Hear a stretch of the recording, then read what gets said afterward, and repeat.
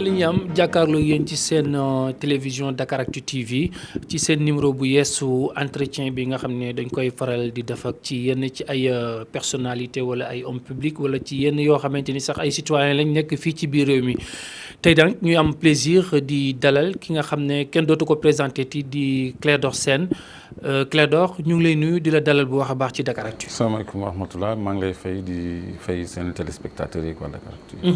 Alors Clédor naturellement entretien bi mënuñu ko démarrer sans pour autant ñu wax ci li nga xam ne moom moo di procès Khalifa Ababacar Sall bi nga xamante ni tey jii moom moo doon procès bi mais mu amaat ñaareelu renvoi alors en tant que observateur lan mooy sa gis-gis ci procès bi nga xamante ni tey jii moom la ñu ubbi ci Khalifa Sall ak tournure bi nga xamante ni moom la affaire Khalifa Sall jël. Tournure bi sur le plan de la procédure wala ci li ñu renvoyé procès bi parce que bu fekkee ni li ñu renvoyé procès bi la. Ça rentre dans le cours normal des choses parce que bataille de procédure mooy prélude du procès. léegi xaw ma ndax sens boobu nga bëgg a ma ñëw wala sensu. Les deux sens évidemment. voilà donc pour commencer par la fin. renvoi yi question de procédure la parce que mooy prélude du procès parce que dinañu attaqué wu au vice de forme. dinañu attaqué wu au droit de la défense. dañu attaqué wu au recours en suspension yi nga xam ni statué guñ ci wala vidé guñ ko. dañu jéem a yëkkati soulever ay cas de nullité pour annuler la procédure parce que ci niveau boobu la avocat di njëkk a fexe gagner procès balaa muy dugg dans le fond. donc renvoi yi bettul koo xam ni xam na ni yoon di doxee. léegi nag tournure procès Khalifa Sall bi. coow bëri na ci depuis ñu arrêté ko parce que ñëpp dañu jàppee ni procès politique la règlement de compte politique la boo xam ni dañu jëfandikoo justice pour am li ñu bëgg donc loolu ñu bëri bu ñu leen ko laajee sax dañuy am problème pour leeral ko mais pour man loolu jafewut a leeral parce que am na ay actes yu fi jaar yoo xam ni boo ca delloo saytu ko bàyyi ci xel li nga xam ne lii politique kese moo ko lal lu leneen. donc procès la boo xam ne politique moo ko lal te le maire de Dakar risque gros ci wàllu daan yi ko ci mën a fekk parce que li ko ci mën a fekk yépp def naa nit ñi appréhendé wuñ ko maanaam. xamuñu ko ni ñu ko war a xamee mais lu doy waar la lu grave la. kon daal yow amuloo yaakaar Khalifa Sall génn ci mbir mi am non lieu wala ñu acquitté ko. yéene naa ko nag loolu. parce que li ko daal métti na mais xam nga moom dañ ko accusé de plusieurs délits. association de malfaiteurs. blanchiment d'argent escroquerie sur les deniers publics détournement de deniers publics mais détournement de deniers publics bi mooy problème bi.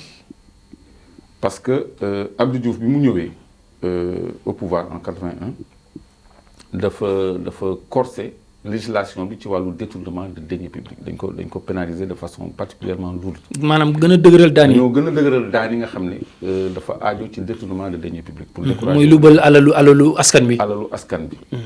léegi loolu kuñ ko tuumaal. bu fekkee ni yoon gis na ni moom nga def. li nga ci mën a am mooy di gën a néew li nga ci mën a am mooy juróomi atu kaso lu gën a bëri mooy fukki atu kaso kon pour moom mu am ay circonstances atténuantes li ngay wax ay prox ndoolu bu mu ci génnee tamit dafa jafe parce que code pénal article 152 ba 154 mooy légiférer ci détournement de deniers publics nit ñi bu ñu ko téléchargé nañ ko gis mën ko saytu xool ko parce que baax na ñu visiter de temps en temps texte yi parce que loolu dafa ne bu ñu la dénkee nga def détournement 5 à 10 ans ngay jël léegi pour nga am sursis maanaam ñu ni la tëj leen ne nangam ak atu kaso mais doo ko tëdd pour nga génn ci bopp pour nga am benn cas boo xam ne mën nga am liberté il faut nga rembourser 3/4 ñeenti xaaj bu ñu xaajoon alal ji ñett yi nga indi ko laata ñu lay àtte avant jugement ci ngay mën a am sursis léegi circonstance atténuante mënoo ko am lu dul da nga rembourser lañ la tuumaal yëpp avant jugement te loolu def naa buñ ko weesuwul it ñu ngi ci tànk weesu ko kon moom pour mu am porox ndoll bu mu ci génnee dafay xaaw a jafe te bokk na ci daan yi koy xaar article 154 dafa ne buñ la reconnaître coupable de détournement li nga am ci alal yëpp buur da ciy teg loxo la confiscation de tous les biens du condamné sera obligatoirement prononcée par le juge obligatoirement maanaam kiy àtte yoon daf ko forcer mu jël alalu ki ñu daan alalam yëpp na mu amul benn pexe bu mu ko baalee wala bu mu ko woyofalalee tous ces biens bu noppi ñu énuméré ko donc loolu lu diis la ñu teg ci ndoddam ci kawam te jaaxal na ma ay avocat am ay nitam journalistes yi politiciens yi du ñu communiquer ci li koy xaar dëgg ci wàllu yoon. kon daal ci gàttal Khalifa Sall bu ñu la dégloo mënuñoo xaarandi mu doon candidat ci élection présidentielle 2019 yi jëm. waaw xam nga 5 ans da ngay perdre sa droit civique et politique. ba noppi bu fekkee ni génnul ci diggante bi 2019 daanaka at moo ci des. at moo ci des koo xam ne ñu ngi lay doog a àtte nag ngay mën a teewee ci loolu.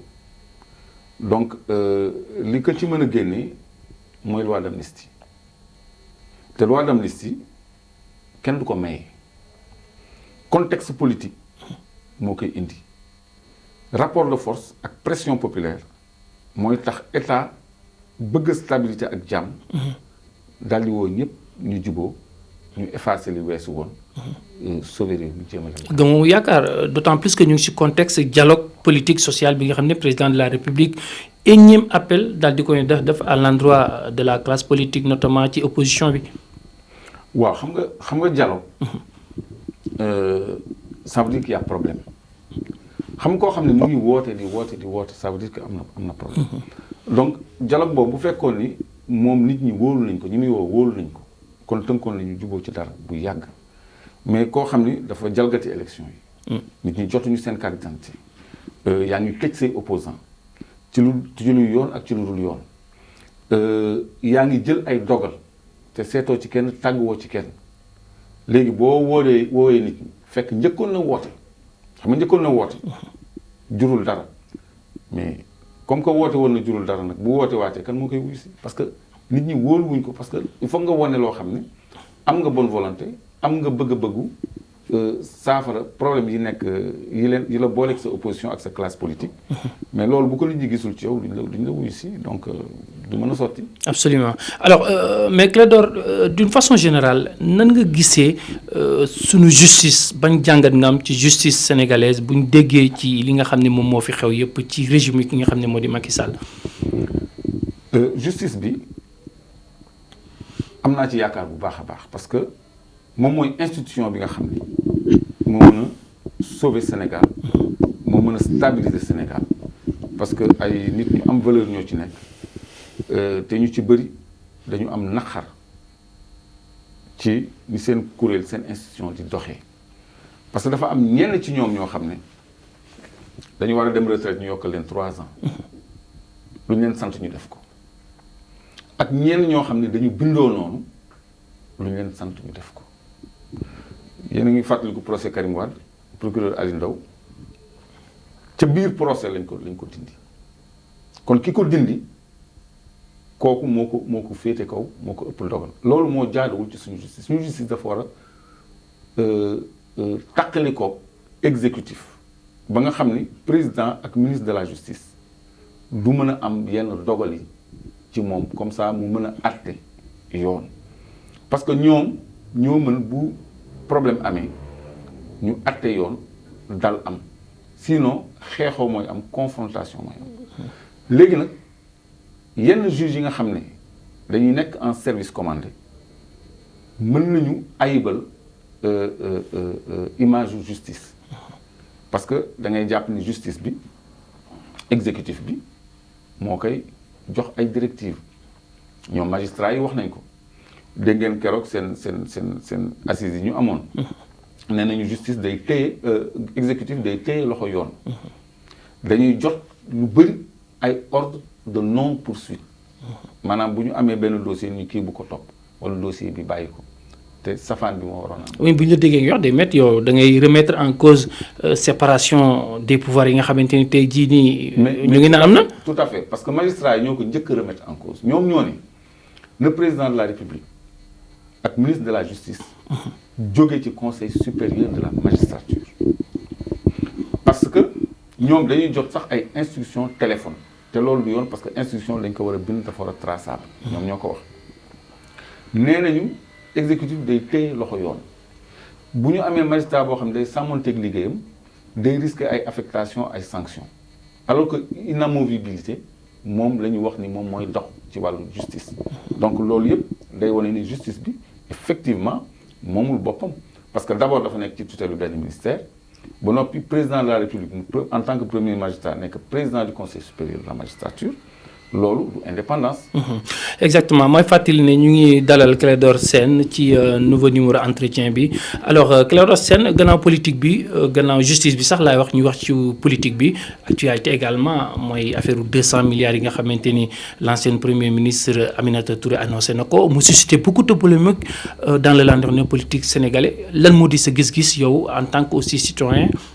non benn remarque en passant presse bi yëpp 200 milliards la ñuy wax 200 milliards madame Aminata Touré waxul 200 milliards 252 milliards la wax 52 milliards c'est quelque chose pour être précis donc 250 milliards yi mu wax dafa jur coow dafa jur controverse mais dafa am benn niveau bu ñu ko war a jàngatee moom dafa joxe ay chiffres yu waroo ak chiffres yi nga xam ne gouvernement bi à la suite de sa sortie génnee na ko parce que gouvernement bi dajale na ba yem ci 152 milliards mënu ko dépasser xam nga gap bi dafa bëri c'est presque 100 milliards alors léegi man sama jàngat bu njëkk mooy dafay yuuxu sàccee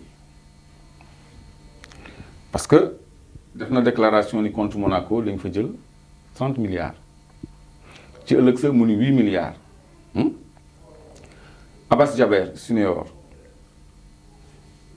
ñu ni jël nañ ci moom 5 milliards li gouvernement bi génnee loi de finances rectificative bi ñu enregistré moom li mu dugal 2 milliards lañ fa bind foofu am na différence wu 3 milliards Mimi Touré toujours ni bijou Aïda Ndiongue yi 47 milliards la te ko sax kenn atteegu ko tribunal ni 20 milliards xam foofu am na gabu 27 milliards ticket d'entrée Dubai Port World Mimi Touré ni 37 milliards loi de finances rectificative bi ko jël en compte dugal 24 milliards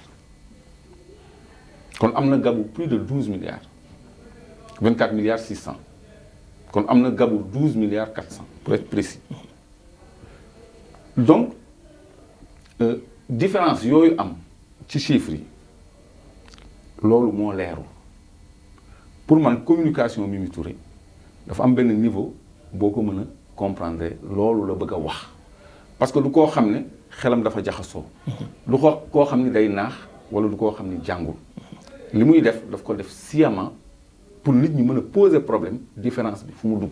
mais ban intérêt est-ce que moom nan la mën nekkee ci biir gaal bi bokk ci ñi si ne di ñaan gaal gi suux en quelque sorte di yaakaar ni moom dina mucc. waaw c'est que quoi qu'on puisse dire elle est dans le navire républicain. waaw moom c'est-à-dire dañ ko xatal.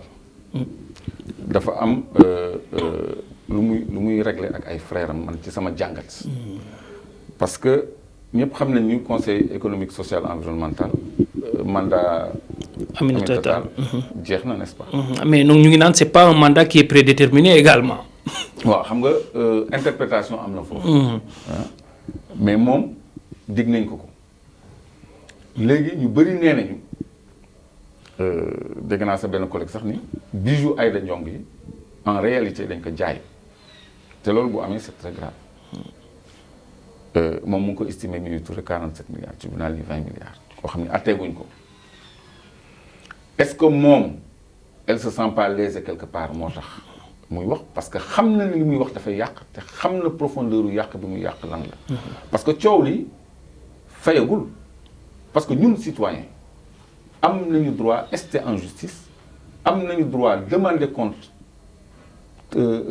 État du Sénégal devant la justice et devant l'OFNAC. maa ngi lay fàttali ni suñu frère Birahim Touré moo porté woon affaire Petro-Tim devant l'OFNAC en tant que citoyen te dossier boobu moo emporté Nafi Ngom Keïta donc loolu firnde la exemple la may attirer attention nit ñi pour wane ni citoyen bi mën na attaquer État en justice mën na sax attaquer un décret ci Cour suprême bu fekkee ni dëppoowul ak yoon wala intérêt askan bi kon ñun tey ni ñu yoree suñu alal il faut que ñoom ñu rendre ñu ci compte parce que nguur gi mënul wax Dubai Port World 24 milliards ci loi de finances Mimi Touré ni 37 milliards te ñoom li ñuy wax yépp ni lañ ko jëlee ci traque des biens mal acquis ki nga xam ne mooy dugal en compte xaalis boobu ci gafa Sénégal muy Moustapha Niasse nee na yéegul tinul amul benn somme bu jóge ci recouvrement CREI bu def objet d'une loi de finances rectificative. ci assemblée nationale. ci assemblée nationale.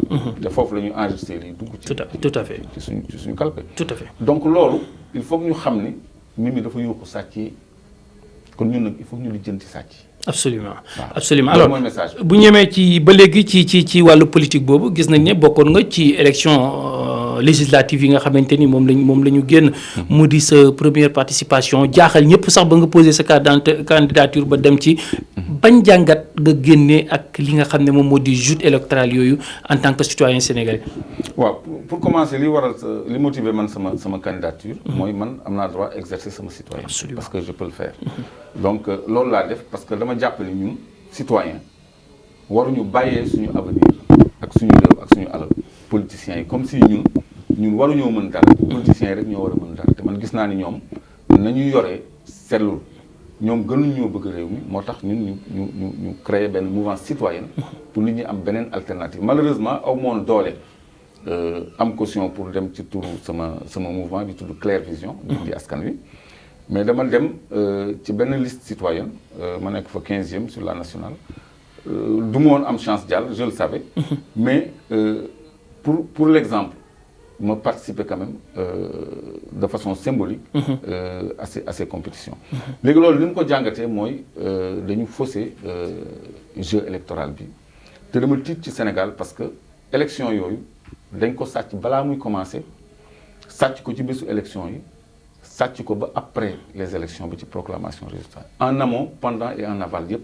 dañu jalgate élection yi moo tax dialogue politique bi nga doon wax sànq. pour mu jàll dina difficile parce que am na ay problèmes yoo xam ne. question préalable lu ñu war a régler. lu ñu war a régler il faut que mu am benn consensus ci jeu électoral bi. parce que fii succession ak transmission du pouvoir. du ci ay guerre du ci ay factions armées du ci ay reyante. ci ay urnes lañ ko xam Sénégal fii.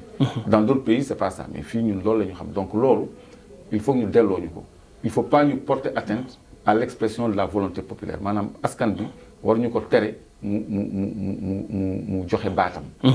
donc léegi élection yooyu ñu bëri jotuñu seen carte d'électeur Touba gis ngeen li fa xew. Dagana gis ngeen li fa xew. Dakar gis ngeen li fi xew Dakar dañu def ay ordre de mission Touba dañu saboter élection yi. sur l'ensemble du territoire national da ngay dégg tey ñu proclamer lii suba ñu proclamer leen tout le monde sait que Dakar APR gagné wu ko dañ ko foqati. parce que ñoom Barthélemy ñoom Bamba Fall ñoom ñëpp bu ñu nekkoon député actuellement nii nekk assemblée nationale day gën a metti ci gouvernement bi tout maire qu'ils sont déjà te ñoom bañ loolu moo leen jaraloon ñu def tous les moyens pour gagner Dakar y compris les moyens illégaux maanaam jalgati parce que 2600 ordres de mission loolu du yoon opposition bi jël recours déposer ko conseil constitutionnel wane ay ordre de mission yoo xam ni moo tax ñii jiitu leen parce que raw gàddu la loolu c'est recevable mais ñun ni c'est pas recevable ci ay magistrats yoo xam ne dañu leen yokkal 3 ans loolu la ñuy jooytu ci indépendance ou magistrature parce que le juge électoral moo mën a stabiliser réew moo mën a déstabiliser réew waaw bu attee yoon jàmm am mais bu àttee safaan mën na jur leneen. exactement. ci législative nag c'est moins grave. mais ci présidentielle nañu moytu loolu. absolument mën na wute. absolument trop. absolument donc lii ñun dañ ci war a jàngat pour rectifier à temps. parce que Abdou Diouf amoon na intelligence ak grandeur boobu moom bu gisee ni dëkk bi mu ngi jëm ci ay luxur wala ay danger. apaisé. da daan woote waxtaan dëggantaan opposition beeg parti waxtaan bu ñu jubóoyee ci dara mu ñu duma ci changer virgule. moo tax jamono yooyu ñu doon waxu code consensuel mais fii consensus amu fi. donc élection yi ñu jàll nii li ñu téye baatu askan bi mooy mandarga bi ci gën a rëy bu ma ci jàpp. en plus maintenant des listes yi nga xam ne nguur gi moo ko parrainé. pour juste encore fausser jeu électoral. tout à fait 47 listes. absolument alors bu ñu desee ci campagne boobu ba léegi sax gis nañ nga révélé ay secret dafa ay révélation yu doy waar ci ki nga xam ne mooy Pape Samba Mboup ci ay vidéo enregistrement vidéo fan ngeen mujjee ak coow loolu. non loolu c'est classé maintenant. waaw affaire boobu classé nañ ko parce que moom bi ñu demee ba ci biir enquête bi dafa dellu gannaaw. parce que dafa ni woon dañu imiter baatam. mais bi gendarmerie indee ay machine pour saytu baatam dafa bañ. donc foofu la yem dafa ni moom kenn du comparer baatam. wax na dëgg it parce que loolu bu ko defoon ba ñu xam ni lii baatam la léegi parce que affaire bi ñu bëri dañ ko jàppee fait divers lu fait divers. fait politique la parce que. li ci nekk mooy corruption politique boo xam ne dañ ko proposer ay membres benn parti te kiñ ci tudd c'est le président de la République chaque fin du mois Macky ma donne temps je donne à X donne temps je donne à Y. je ne le cache pas c'est Macky qui nous finance et cetera donc loolu il nous a promis 15 députés et cetera loolu du données personnelles. loolu bu ñu identifier ni bu ñu établir ni voix wam la moom moo ko wax en justice dañuy wax l'aveu c'est la mère des preuves nangu ni def nga mooy ndeyu tuuma. kon boobaa affaire de corruption politique lay doon. absolument boo xam ne dafay am ay incidence sur jalgati élection yi parce que joxe ay quota député te voté guñu loolu jaarul yoon. donc loolu moo tax ñoom ñu dellu ci gannaaw sinon man dama ci am problème mu mun génn ci loolu. donc dëgg moo leen delluloo gannaaw. tout à fait donc dëgg moo leen delluloo gannaaw. mais gisoon ne yow da nga mën tooñ parce que ba ngay def aveu boobu noonu en pleine. du aveu sax révélation la. yaa ngi ko def en plein milieu campagne électorale ñu nekk seen digg campagne nga bàyyi ba ñuy jàpp seen self comme ni ñu koy waxee nga def révélation daal di yàq campagne yu jàmbur. waaw xam nga bu ma ko waxoon avant xam nga communication. dafa am moment.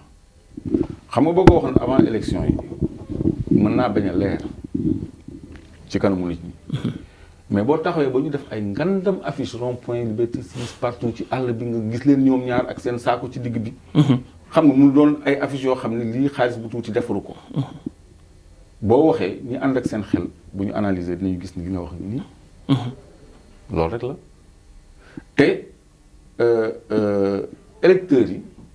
laa bañoon ñu nax parce que xam nga di woote ni ñaa ngi féete ci benn wàll te féete woo fa kooku nax électeurs yi la parce que sénégalais yi dañu war a xam yan politiciens la ñu amal affaire parce que ñoom dañ leen war a dénk suñu réew donc il faut que ñu nekk ay ñoo xam ne vraiment réew mi war na leen mën a doyloo. alors beneen fànn Sénégal ñu ngi wax ci waxu pétrole beeg gaz bi yow mi sa wàllu bopp sax génnoon gisoon nañ la ngay def yenn saa yi ay sorties yu fracassante di ci wax ak yooyu noonu mais depuis un certain moment daal dégguñ la lu xew ci biir bi gars yi dañ laa woo wala dañ la dugal wala déet. gars yi de ñoom xam naa ni ndeysaan buñ ma waroon woo nañ mu yàgg léegi gëj a communiquer ci pétrole bi. man awma organe de presse man dañ may invité saa yoo ma invité. ak ku ma mënti invité. pour wax ci ressources naturelles du Sénégal en dehors du pétrole même. chaque jour mën naa ci tenir plateau parce que li ma ci war a communiquer ak Sénégalais yi du jeex. donc gëj a wax bi ñàkk xëy na jumtuwaay yu ma wesaaree sama kàddu la parce que tey yéena ma mën a wesaare sama kàddu. mais réseaux sociaux yaa ngi fi. réseaux sociaux Facebook baa ngi fi Instagram beeg yeneen ak yeneen. waaw yooyu. pourtant maa ngi ciy jokkoo. mais amul ampleur bi presse en ligne bi di am. absolument xam nga parce que amul du benn. du benn mais ñu ngi ciy liggéey. parce que ñu ngi teg organe boo xam ni benn site internet boo xam ni. spécialement pour loolu la économie et ressources rek lay traité donc pétrole bi mu amee Sénégal dafa yàgg bi ñu ko dalee exploité parce que boo nee pétrole hydrocarbure pétrole ak gaz. ñu ngi commencé exploiter suñu gaz depuis 1978 pétrole bi Diamniadio depuis 87 ñëwuma ak ay archives nag. parce que je savais pas dinaa dugg ci yooyu. donc léegi ci jamono yi ñu toll nii jumtuwaayu yi ñuy saytoo moyen de détection yi dafa gën a xarañ léegi ñu ngi ci télédétection c'est-à-dire ci satellite bi la ñuy toll xam li nekk ci biir photographier ko xayma ko.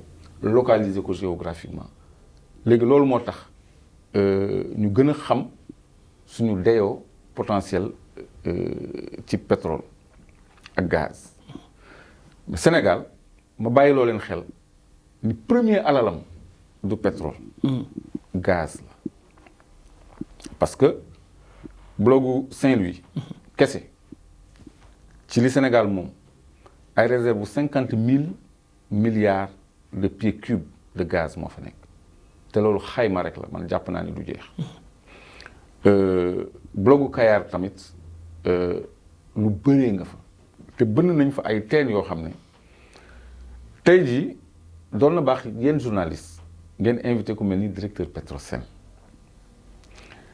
man li ma bëgg ñu laajal ma directeur Petrosen wala ministre de l'énergie ou ministre du pétrole et du gaz. ministère boobu la ñu créé léegi teenu Gëmbal 1 bi ñu foore ci blogu Saint-Louis bi lan mooy débit am ñaata mètre cube lay génne par jour ay millions la par jour nañ ko weddi wala ñu wax ma lan moo fay ball par jour loolu moo tax ñu mel ni British Petroleum intéressé wu foofu dafa am enjeu bu yaatu damay bañ a xóotal mais dugg nga foo xam ne bu yaatoo la nit ñi di gën a mën a comprendre enjeu yi am Sénégal actuellement. parce que Russie ñoom ñoo monopoliser le gaz en Europe parce que saa ñu leen bëggee sanctionner dañuy téye seen gaz xam ndax yaa ngi suivre. léegi européens yi bi loolu feeñee Sénégal ñu bëgg ci profiter pour casser le monopole russe sur le gaz européen moo tax British Petroleum ñëw jënd ay actions ci Cosmos Energy bi nga xam ne moom la Timis Corporation Petrotim jaayoon 60% déjà mu am lu mu ci jukki 27,49 jox ko British Petroleum loolu doy ko mu jëndaat en 2 temps action wu Petrotim ak Frank Timis ak Aliou Sall. Absolument. donc mu nekk actionnaire majoritaire ci blogu Saint-Louis te loolu neexul Russie parce que day mettre en cause seen sécurité ak seen kaaraange parce que loolu moo leen di aar contre les sanctions internationales gis ngeen Iran yëngu-yëngu yi fa am sanctions internationales moo tax dëkk bi metti foofu nit ñi di def ay di yëngu donc Russie bëgguñu loolu dal leen donc British Petroleum mu ngi joxe ci ticket d'entrée rek astafurlah prise de participation 960 millions de dollars liquide pour dugg ci. pour dugg rek. pour 27,49% d'actifs yi ñu ko jaay. nga xam ni ñële ñoom Aliou Sall ak Frank Timis ñoom ñu ngi am 30 ci 27 yi joxe nañu 960 millions de dollars à titre de prise de participation plus maintenant $2 de bonus par futur baril de pétrole par futur baril liquide produit dans la limite de 1 milliard de baril maanaam 1 milliard de baril $2 le baril mooy 2 milliards. boo ko boolee li ñu jëkk a joxe on est presque à 3 milliards de dollars rien que pour ñoom ñu dugg ci bloc bi donc ça veut dire que ce enjeu yi c'est important. xaalis boobu dugg na xamuñu lu ci Sénégal xamuñu transaction yi parce que Sénégal moo prioritaire pour jënd mooy li ñuy wax droit de préemption exercer wuñ ko léegi loolu boo ko exercer wul dafa am xaalis boo ciy jot. xam nga ku ko encaissé fu mu jaar ak fu mu dugg moo tax Petrosen war nañu man daal bëgg naa ñu jàkkaarloog ñooñu. bu fekkee ne dinañ nangu bu fekkee ne dinañ nangu aussi waxtaan bu kii donc. loolu mooy alalu Sénégal gaz bi te Kayar mais lu toll noonu moo fa nekk blogu Kayar. donc enjeu yooyu moom moo tax monde bi yëpp teg Sénégal bët. ba Total ñoo bëgg a am même Qatar Pétrole dañu bëgg a blogu Kayar bi donc ñoom ñëpp seen bët ñu ngi ko teg fii parce que enjeu bi c'est le gaz. mooy enjeu mondial. Absolument. Alors di nga dégg Moustapha Niasse si l'adresse à la nation du chef de l'État bu 31 janvier bi.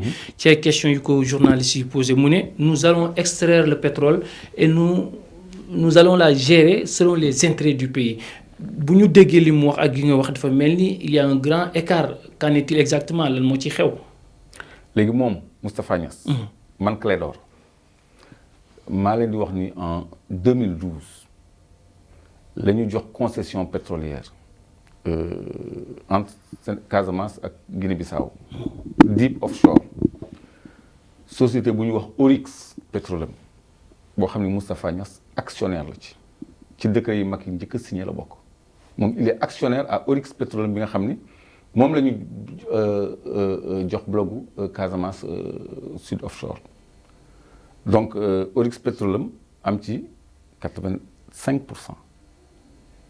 xam nga la tendance. c'est 10% pour le Sénégal. Absolument. mais fële comme dafa amoon litige ak Guinée-Bissau dans les années 90 94 amoon na contentieux frontalier bu amoon frontière maritime. ba ñu dem ci cour de justice La Haye ak Guinée-Bissau cour bi jox ñu dëgg c'était l'histoire du 14e parallèle mais Abdou Diouf ci bëgg a jàmmam ni bien que gagné naa parce que y avait le problème Casamance aussi léegi li mu fa am dem ci sédd Guinée-Bissau moo tax ñu wàññi 5% ci Oryx Petroleum léegi 5% yooyu Guinée-Bissau lañ koy jox ñun ñu garder suñu 10%. léegi en phase d'exploitation ñoom ñu am 80%. Sénégal ak Guinée-Bissau c'est le 20%. loolu moo nekk ci contrat yi nga xam ne dama ko téye dama ko yore donc moom. bu nee dañuy exploiter pétrole bi ci intérêt sénégalais yi. communication lay def parce que fi mu nekk nii blogu Jifeer ak blogu Sangomar ñu ngi fay extraire des milliers de barils par jour. présentement. depuis 2013. depuis 2015 astafurlah depuis 2015. xam nga lan lañ ko tuddee puits d'évaluation te loolu amul ci contrat pétrolier yi léegi hydrocarbure boobu di dem à quel titre lay dem lan la ci Sénégal di am pourquoi duñ ci communiquer pourquoi waxuñu ko ñu ngi koy exploiter parce que exploitation pour man mooy nga extraire hydrocarbure en terre de puits nga tuddee ko évaluation nga tuddee ko production donc pétrole muy génn ñu ngi koy def ci ay tanker ñu ngi koy yóbbu parce que duñ ko tuur géej depuis 2015 léegi li ñuy wax ni 2021 la ñuy exploiter pétrole bi ak gaz bi dinaa leen expliquer lu tax ñuy wax 2021 parce que dafa am benn projet de gazoduc maanaam benn tuyau bu mag boo xam ne day jóge Nigéria dem Espagne léegi bu rombee Ghana dugal benn sea line benn tuyau benn pipe bu am volumètre nattukaay mu dem jokkook tuyau bu mag bi nga xam ne mooy dem Europe ñu xam lu Ghana dugal ñu nattal ko mu mën a facturer. bu ñëwee Sénégal tamit ñu acheminer suñu production ñu quantifier ko ñu mën a facturer liñ ci am suñu 10% bi ñu ci am ñu mën ñu ko nattal jox ñu ko léegi tuyau boobu gazoduc boobu 2021 lay pare. loolu mooy raison mais le produit l'hydrocarbure est là et il est en train d'être extrait puits yu Gëmbël bi ma lay wax. ñu ay millions de mètres cubes moo fay ball par jour mais nañ ci am na ci autorité addu. communiqué ci maanaam mu dindi loolu. ba noppi teg li nga xam ni moom moo am. parce que loolu il faut pas ñu ni créer nañu COS-Petrogaz y a pas de débat créer nañu ITIE lan la ITIE faire valoir la. mooy institut bi. waaw nekk lu ñu fi initiative pour la transparence dans les industries extractives. Ismaïla Madior Fall moo fa nekkoon léegi jóge na fa mais mosuñu wax dëgg donc ay rapports complaisants la ñuy def tous les ans di ñu ko jox mais dara cohérent wu ci sax xam nga premier ministre nee woon na toq pétrole génnu fi alors que Fortesa mu ngi jaay Senelec gaz depuis très longtemps avant Tullow Oil moo doon jaay gaz Senelec Baba Aïdara sama confrère sama frère. def na ci benn communication bu am solo révélé ni depuis les années 87 Tullow Oil mu ngi doon jaay Senelec gaz déjà yooyu daf fi yàgg donc tuyau boobu war a pare 2021 moo tax ñu ni pétrole bi gaz bi année boobu lañ koy exploité léegi nag Russie ñoom loolu arrangé wu leen. donc il y a des enjeux ci wàllu géopolitique parce que damay bañ a dugg ci géopolitique. yoo xam ne tax na Sénégal am intérêt léegi ñun bu ñu xamee suñu position centrale loolu mën nañ cee am lu ne parce que monde bee koy xëccoo mën nañ cee am lu ne parce que Macky Sall dafa nax sax dafa abuser Russie parce que yéen a ngi fàttaliku man Kër Ndiaye bi mu demee mission en tant que ministre des affaires étrangères Russie wax ak Gazprom pour ñu am ay intérêt ci suñu gaz Sénégal te ministre de l'énergie moo waroon dem mooy ki démissionné. Sall. Thierno Alassane. waaw moo waroon dem mais le ministre des affaires étrangères c'est le plénipotentiaire du président de la République moom président de la République directement les représenter. Absolument léegi ñu defloo Sergei Lavrov seen ministre affaires étrangères déclaration comme quoi ñoom gaz Sénégal teg nañ bëgg nañ ko léegi loolu xam ban résultat la am. dafa yéegal actifs yi en bourse dafa exercer tension ci bourse bi ci njëgu actifs yi moment boobu la ñu choisir pour jaay 25% d'actifs yi Timis Corporation dese woon aux Britanniques xam nga loolu du mën neex Russie. moo tax y a problème. kon ça veut dire que y a beaucoup de non-dits sur gestion pétrole beeg gaz bi présentement te dara xewagul. énormément de magouilles aussi mais c'est que man daal bëgg naa vraiment journalistes yi intéressé wu société civile bi intéressé wu nit ñi intéressé wu à la ressource parce que li ma ciy wax nii du lu extraordinaire ay données yu accessibles. mais ñoom récemment formé nañ des journalistes pour capacité leen ci wàllu pétrole ak gaz ngir ñu gën see mën a wax ak yooyu je pense que yooyu tamit c'est des acquis. xam nga loolu dafa mel ni. ITIE. parce que tegal nañu benn institut boo xam ni day saytu affaire transparence ci industrie extractive. mais ITIE naka la mën a publier dans un rapport qu'en une année le zircon nga xam ni métal bu stratégique la bu précieux la day dem ci industrie nucléaire ñun ñooy troisième producteur mondial ñu ni zircon bi en une année d'exploitation en 2014 mu ñu rapporteel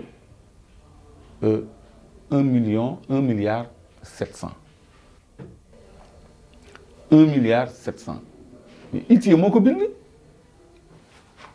pourtant ñoom ñoo ñu fa waroon nekk donc ñoom bu ñu formé seen ay journalistes tamit mais seen communication lay porter man je préfère ku mel ni yow dem saytul boppam dem sur le terrain dem poser ay questions dem ci këyit yi dem ci actifs yi dem ci bourse yi dem ci parce que y a des transactions qui se font tout le temps donc gouvernement bi du moom moo ñuy leeralal parce que moom mooy loxoom dafa ci setul sama baat ci kaw loxoom daf ci setul parce que dañuy jaay ba jaay suñu ay 10% comme or Sénégal oriental par exemple il y a quelques mois Sabodala mais ñun 10% yi ci Sénégal jaay jaay nañ ko il y a quelques mois même pas 3 mois kenn xamu ko kenn waxu ci ça n'intéresse personne xam nga ci média lay wax te xam nga ni wax loo xam ni du dëgg da ngay dem ci yoon la yoo ko ci mim réew nag loolu maa ko wax bi ñu laajee Cheikh Tidiane Sy Abdou Aziz Sy Abdou Aziz Sy bi nga xam ni mooy DG wu Teranga Gold Operation xam nga lan la wax dafa ni du 10% wu Sénégal la ñu jaay mais yeneen 10% optionnels yi nga xam ni Sénégal mënoon na ko jënd yooyu la ñuy jaay 10% la xam nga maa ngi lay wax léegi droit de préemption c'est-à-dire bu amee ay actifs yuy lang yoo xam ne dañ ko war a jaay Sénégal mooy prioritaire pour jënd ko léegi 10% yooyu ñoom la ñu rétrocédé xam nga ñaar lañ ko jaayee moo waxaat chiffre 5 milliards de francs CFA or boo xam ne dañ koy gas ba abadan ñu jaay ko 5 milliards est-ce que loolu reflété na réalité est-ce que loolu wax nañ ñu ko ñun moo tax ma bëgg nit ñi intéressé wu ci sujet yooyu parce que ñun on est un pays en développement dañuy dem di lebi ay xaalis. te surendetté également. surendetté. PPT pays pauvre très endetté. or xaalis direct la moom mooy garantir monnaie yaa ngi dégg le débat sur le CFA. ñun am nañu or Mali am na or Guinée am na or Ghana am na or tous les pays africains ay pays aurifères lañu am nañu or donc or mooy garantir xaalis or xaalis la direct. amul dugal ci usine transformée c'est vendable directement. donc loolu mën na booster suñu économie beaucoup plus que coopération internationale bu fekkee ni am nañu fulla nag revoir les termes de l'échange parce que du yoon ñun suñu or ak suñu ressources naturelles yëpp ñu am ci 10%.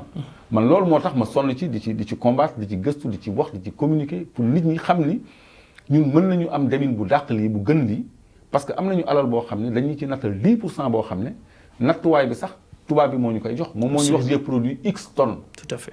donc tu as 10% de X moom mooy déterminer base bi. Absolument. parce que techniquement ñun mënuñu ko. regarde une plateforme qui est en haute mer 200 kilomètres des côtes.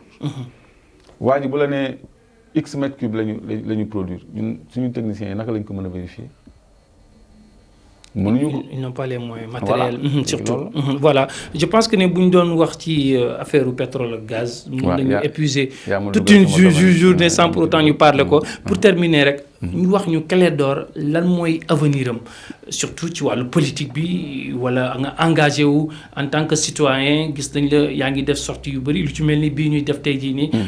lan mooy sa combat tey ak sa avenir lan la fi nga xamante ni moom mooy ci société bi en général. waaw sama combat mooy offrir électorat bi nit ñi askan bi alternative citoyenne maanaam ñu mën a tànn ñoo xam ni doyloo nañ leen ñoo xam ni duñu forcément ay politiciens parce que politiciens yi ñu fi gis ñu bëri wóolootuñ leen.